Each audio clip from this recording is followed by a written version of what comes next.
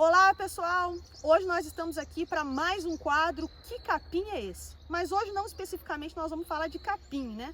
Porque essa terminologia capim, de forma geral, é utilizada para a gente tratar das gramíneas. E hoje nós vamos falar de uma leguminosa. Na verdade é a primeira leguminosa que aparece no nosso quadro Que Capim é Esse?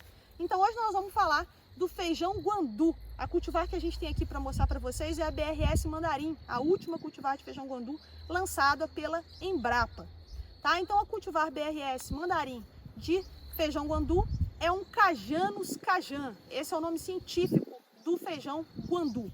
Tá? O feijão guandu cultivar mandarim é uma planta forrageira que é extremamente adaptada a regiões em que a gente tem déficit hídrico. Tá? Então regiões secas, muito utilizada no semiárido brasileiro. O feijão guandu, de uma forma geral, ele é utilizado para esses tipos de sistemas.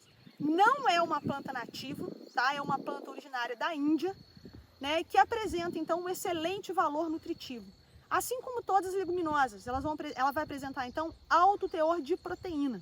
Tá? Então existem relatos na literatura que a gente encontra até 20, 21% de proteína bruta no período das águas e cerca de 15 a 18% no período da seca no feijão guandu.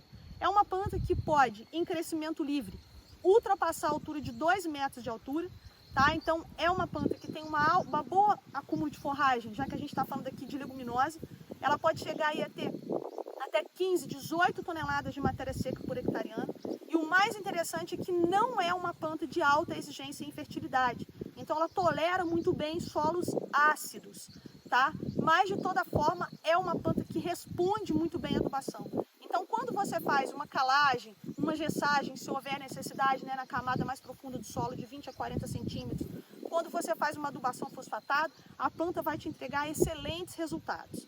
Tá? Então existem alguns relatos de que essa planta não é muito apreciada pelos animais, mas de toda forma existem mais relatos ainda de que ela é muito bem consumida. Inclusive, eu não sei se vocês se lembram, eu coloquei no nosso Instagram, quem não segue a gente no Instagram, segue lá, tá? Um vídeo em que tem animais de corte consumindo mandarim, né, que estava consorciado com o Piatã nesse projeto, né, que foi lá no Mato Grosso do Sul. Então a gente vai ouvir as duas coisas, que não é muito bem consumido, mas que também é consumido. Tá? Então o feijão guandu ele vai entrar na dieta, né, para aumentar o teor de proteína, para melhorar essa dieta desses animais.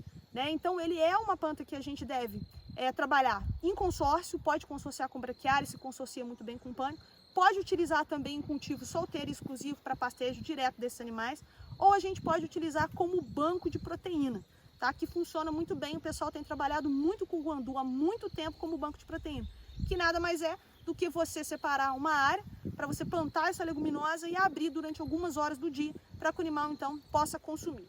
Morfologicamente, tá? O feijão guandu é uma planta forrageira de crescimento cespitoso, tá? Que apresenta os seus folíolos, né, classificados, né? A folha dela é trifoliolada, tá? Então ela é composta por 3 folíolos, tá certo?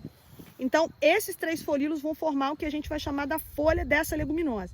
É interessante que vocês podem ver que a gente tem algumas marcas aqui, tá? Então é uma planta que tem uma certa susceptibilidade, como algumas outras leguminosas, a determinados fungos, tá certo? Então ela vai ter uma inflorescência que tem uma coloração amarela, que às vezes tem também uma manchazinha, né? E a gente vê em alguns casos algum pedaço dessa flor dela, né? Um pouco mais escura, tendendo um pouco aí para o laranjado, o vermelho, né? Então depois dessas flores nós vamos ter as vagens, tá? Então nós vamos ter aí até 7, 8 vagens, né, em cada um, né? 7, 8 sementes em cada uma dessas vagens. Tá? O animal consome também, não tem nada proibitivo em relação ao animal consumir essas vagens. Aqui ele está em crescimento livre, nós deixamos ele florescer, tá certo? A gente está aqui para mostrar ele aqui para vocês, tá? Mas o manejo dele pode ser feito de uma forma arbustiva, mais baixa. Então você mantém ele um pouco mais alto se estiver trabalhando com bovinos, né? E pode manter ele um pouco mais baixo se estiver trabalhando com pequenos ruminantes.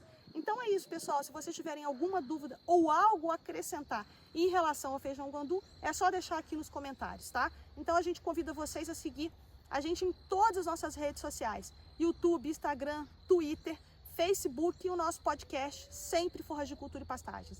Um abraço, pessoal. Fiquem com Deus e até a próxima.